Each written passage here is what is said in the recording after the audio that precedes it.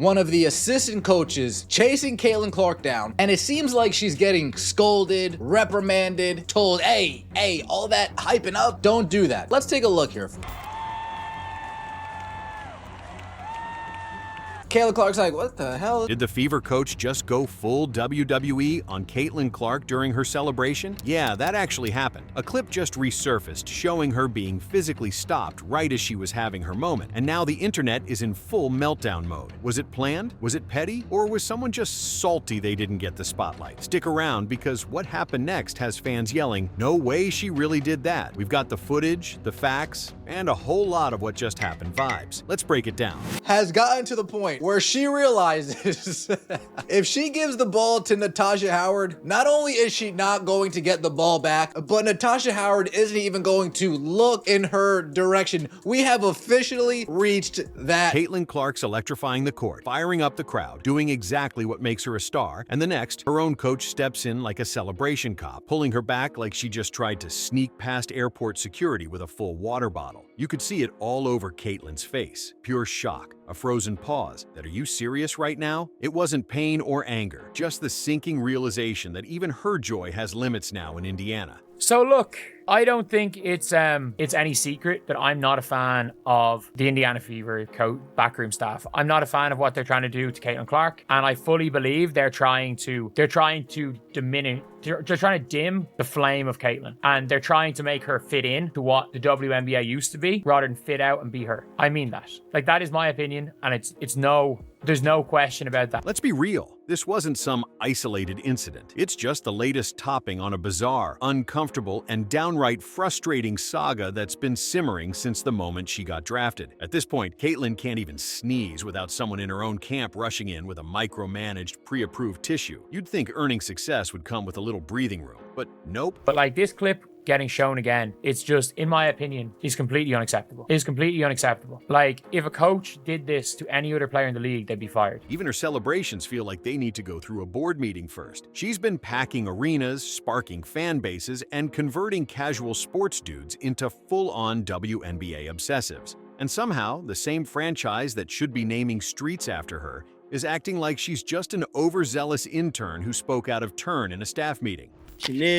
That is transpiring with the Indiana Fever, but I said this yesterday, there is definitely something going on within the locker room, the front office. Something is off, man. This is the third situation in one game we have had involving Caitlin Clark and the coaching staff and pretty much another player. We had the Natasha Howard situation where Caitlin Clark bent down to tie her shoe up because she knew Natasha Howard wasn't even going to pass her the damn ball. And I'm telling you right now, that whole situation is crazy in itself. Ever since DeWanna Bonner been gone, they have simply turned this thing into the Natasha Howard team, bro. There's a difference between providing structure and straight-up sabotage, and this coaching staff is doing cartwheels over that line in stilettos. The front office, just as disappointing. It's like they lucked into a once-in-a-generation star and immediately gave her a checklist that reads, tone it down, share the spotlight with players who can't hit a layup, and whatever you do, don't make us look like we're not in charge. Caitlin Clark has been knocked on her ass. She's been knocked on her ass. She's been cheap-shotted. She's been poked in the eye. Everything. They have beat the Connecticut Sun. This is a month ago nearly. The Connecticut Sun beat the crap out of her. Absolutely beat the crap out of each other. Caitlin Clark wasn't drafted just to hit deep threes. She was brought in to shift the culture. But every step she takes seems to hit a wall of quiet resistance. One day, it's her playing time mysteriously vanishing. The next, it's her teammates treating ball movement like it's radioactive. And now this, her coach physically stopping her mid-celebration like she's a runaway toddler in Disneyland. No one is giving you a chance, and it's not fun no more. Angel Reese fans no longer making it fun. They've been very draining and exhausting. The Caitlin Clark haters is no longer making it fun. They draining and exhausting. Your fans, some of the CC fans are no longer making it fun. They are draining and exhausting. That wasn't a misunderstanding. That was a full-blown vibe killer. And let's not forget, this is the same Caitlin who's been electrifying crowds since college. It's her signature. It brings fire, momentum, and pure energy. But instead of embracing it, the Fever staff act like they'd rather she celebrate in a dimly lit room while a librarian offers a gentle golf clap. You'd think she violated some sacred protocol. She didn't. She was setting viewership records, but apparently that's not enough for a coaching staff more worried about appearances than actually winning basketball games. Let's not kid ourselves. This isn't about discipline or team chemistry or whatever PR-friendly excuse they're pushing. This is about control.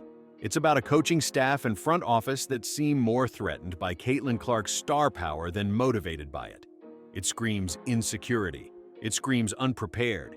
It screams, we didn't know how to handle a generational talent, so now we're going to try to shrink her down. It's awkward. It's out of touch.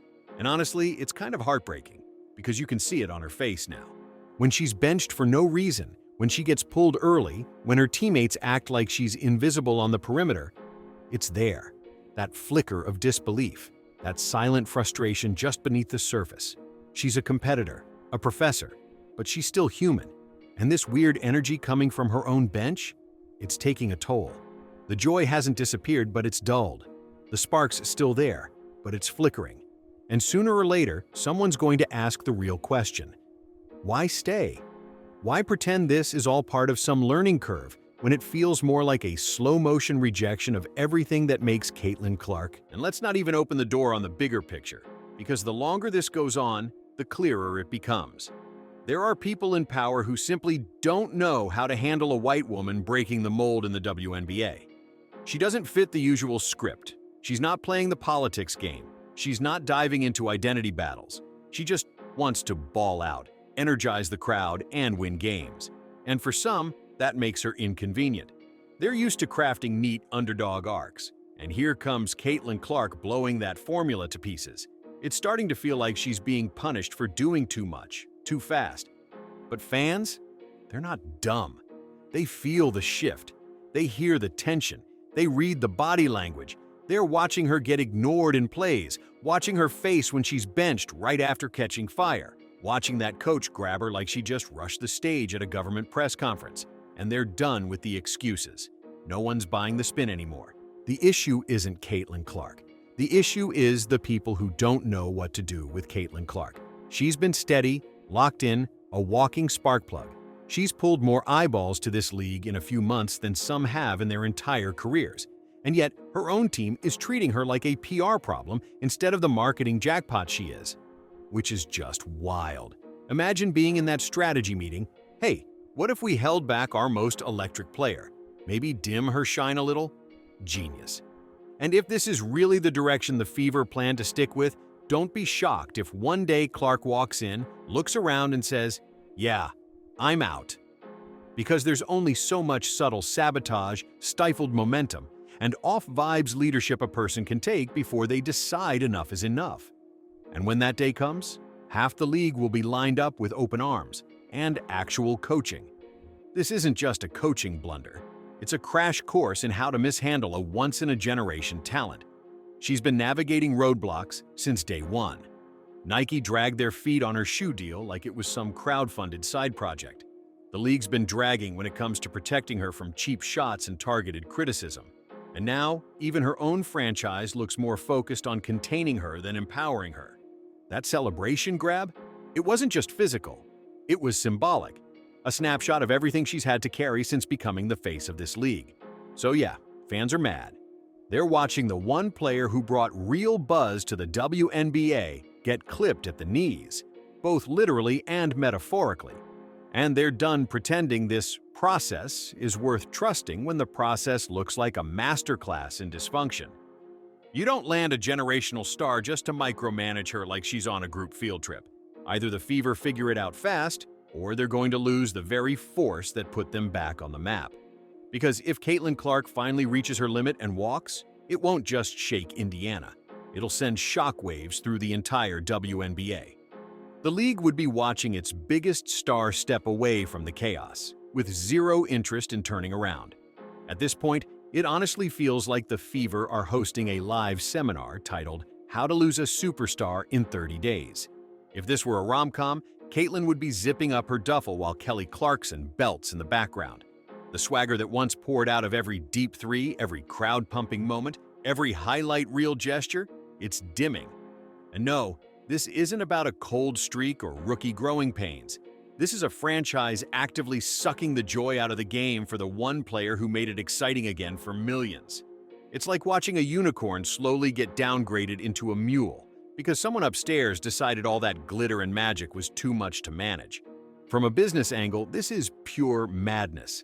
There's no data model, marketing deck, or executive summary on Earth that makes a case for suppressing Caitlin Clark. She's not just an athlete. She's a walking brand, a highlight machine, a revenue boom with a killer step back. And yet, here come the Fever, clipboard in hand, thinking, if we just squeeze a little harder, maybe she'll stop smiling for good. Congrats. Mission nearly accomplished. Because let's be honest, Caitlin Clark hasn't really smiled in weeks.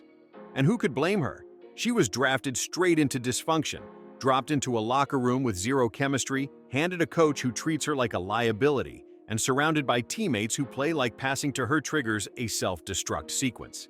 Every game looks like a group project gone wrong, where the star student gets stuck cleaning up everyone else's mess.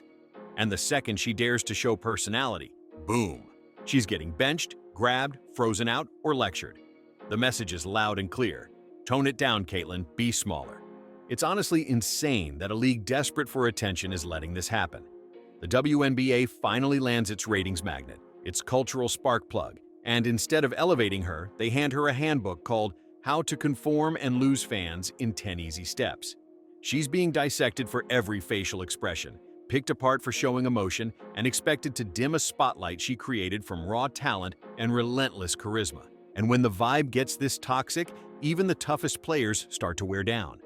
Caitlin's not just fighting defenders on the court. She's navigating team politics, buried resentment, and backroom narratives designed to break her before she even fully blooms. So let's talk about the trade word, because if this is how the Fever treat their golden ticket, maybe it's time for a clean break. She's not flawless. No rookie is. She's made mistakes, forced some shots, and sure, she's got an edge. But that edge is what made her a phenomenon in college. That swagger, that fire, that unapologetic presence. The Fever clearly don't know what to do with it. So, let her go. Set her free. Trade her to a franchise that knows what a generational player looks like and isn't afraid to build around her instead of trying to cage her with mediocrity and micromanagement. Here's the truth. You can't rewrite Caitlin Clark without ruining what makes her special. You can't shove her into the respect your elders, wait your turn mold and still expect magic. She wasn't built to play small. She was built to lead, to launch threes from the logo, to light up the scoreboard and the crowd, not tiptoe around insecure egos clinging to hustle stats while the scoreboard tells a different story. Trying to water her down into some quiet, deferential version of herself isn't just misguided, it's costly. Every time she watches a wild pass sail over her head, that's a missed viral moment, a dead highlight, a lost marketing opportunity in real time. She came into the league fresh off shattering college records, radiating confidence, carrying more momentum than the entire WNBA combined. And now, she looks like she's second-guessing everything, like her fire's being put out one weird rotation at a time. And let's be clear, this isn't about adjusting to the pros. It's about a league and a franchise that's dragging its feet instead of evolving. Caitlin Clark is bigger than their outdated playbook, and that scares them. But if the Fever and the WNBA are intimidated by someone being too electric, then they were never ready for real success in the first place. What's wild is how easily this could have gone differently. All they had to do was lean in, hand her the keys, give her the space to be the very thing they keep pretending to celebrate.